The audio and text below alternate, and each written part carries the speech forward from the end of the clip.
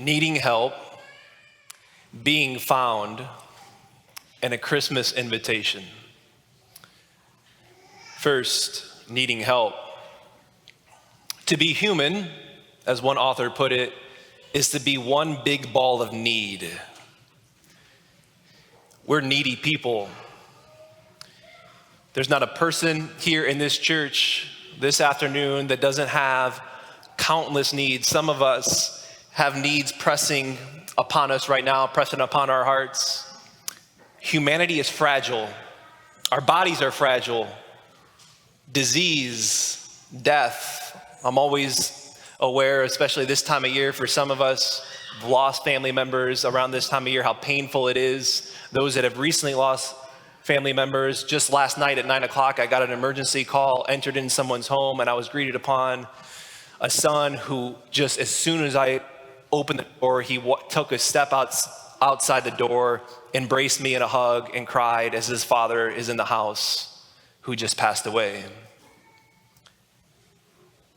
And that's not bad enough. Part of humanity being fragile is just how we can all have a sense of being alone at times. It can come and just hit us like a truck. Sometimes we can get into a pretty dark spot pretty quick of even a sense of hopelessness, riddled with fear, anxiousness. None of us are immune to it. Why? Because humanity is fragile. To be human is to be one big ball of need. How true is that? But it wasn't always the case. Imagine that for a second. Imagine that there was a time when humanity wasn't fragile. You can try, but it's pointless to try because we know nothing of the sort. We can't think of it. We can't fathom it. But there was a time in paradise when humanity wasn't fragile. At the time before the fall, when our first parents, Adam and Eve, who were created by God out of a spot of complete love to be loved and to love, when they said to God, no thank you. They said to God, we're better off on our own. And so the rebellion took place. And because of the rebellion, humanity then was plagued with dysfunction. Humanity was plagued with confusion. Humanity was plagued with loneliness, with frustration. On that day, sin reared its ugly head. Death reared its ugly head. And sin and death are two things that you and I are we rub against it. We know it well.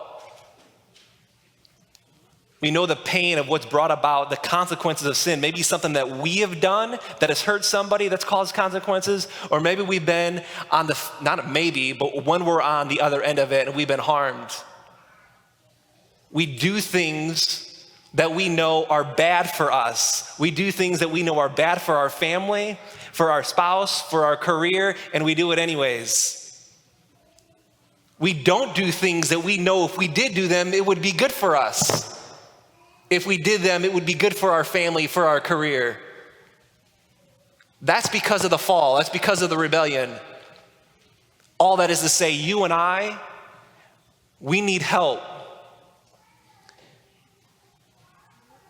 Paul, we looked at this as a parish a couple of weeks ago, as Paul puts it this way in Romans chapter 3, verse 9. He says, because of the fall, we are now under the power of sin. And later on, a couple chapters later, Paul says, the wages of sin is death. Some of you are like, Merry Christmas to you too, Father Mark. Okay?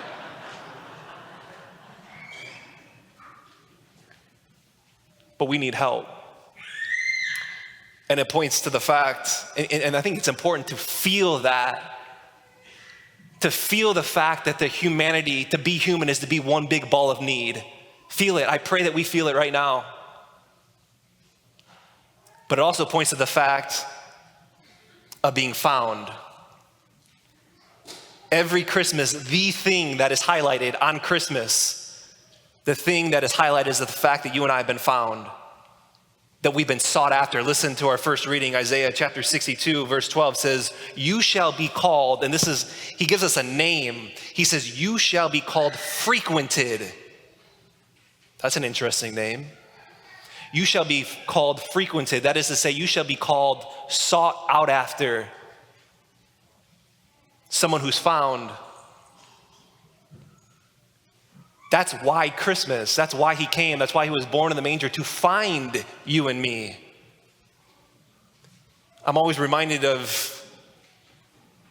makes me always think of a hide and seek game. Of course, there was a time when my nieces and nephews, every time I walked through the doors when I got home, my nieces and nephews would say, let's play hide and go seek, hide and go seek. They never got old with it, they never got tired with it. And usually the same scenario unfolded. We would hide in one of the rooms, in one of the closets, and we'd hide in the back corner of one of the closets, and where it's dark.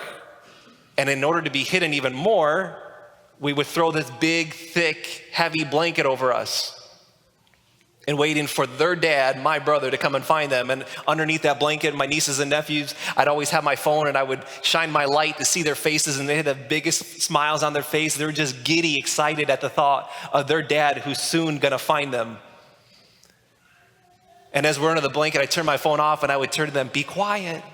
Daddy's coming, be quiet so he can't find us. And they get real quiet. They get their last little jiggles out of the way. And then I hear my brother walking down the hallway. And as soon as I hear him enter the room about to find us, I say, shh. And they get quiet. And then all of a sudden, every time they scream out, poop, poop, poop. Our cover's blown. My brother knows where we're at. He opens the closet, sees a herd of people underneath the blanket, rips the blanket off, and when he rips the blanket off, here's my nieces and nephew looking up, screaming at the top of their lungs, laughing uncontrollably. And they would say, let's play again. I'd say, okay, in order for your dad not to find us, let's find another place. And they say, no, let's hide in the same spot. It was then that I realized that they just wanted to be found. They wanted to be found by their dad. They needed to be found. They longed for their dad to find them, to rip the blanket off so that they could just look up at him and laugh uncontrollably with excitement, the fact that they've been found.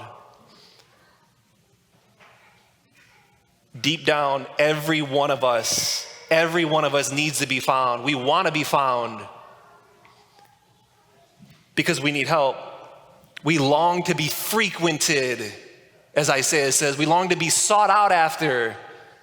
Not just anyone, but someone who can do something about the fall that happened, the thing that plagues us, and that's dysfunction, that's confusion, that's isolation, that's loneliness. We long to be sought out after him. As Paul goes on later in chapter 5, verse 6, says it this way: while we were yet still helpless, at the appropriate time, he came to find us. And that's what he did. There's not a small number of us here, even in this church this afternoon, that maybe feel as if we have a heavy, thick blanket over us right now, and things are maybe especially dark.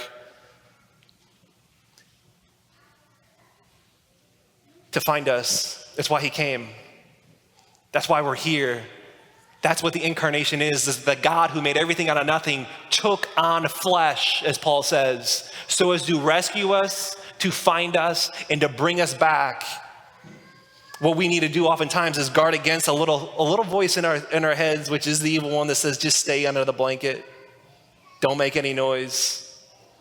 He's not looking for you. Maybe he's looking for others, but not you, not the mistakes that you've made, not the things that you struggle with, the habits that you have. Just stay there, because he's not looking for you.